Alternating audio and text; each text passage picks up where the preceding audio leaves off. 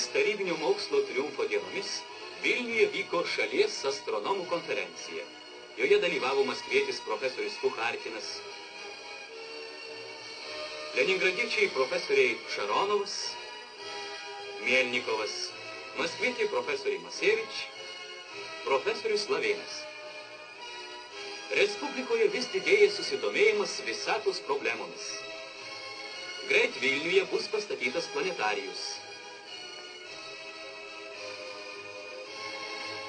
Ir čia netrukus išaugs stambi nauja observatorija.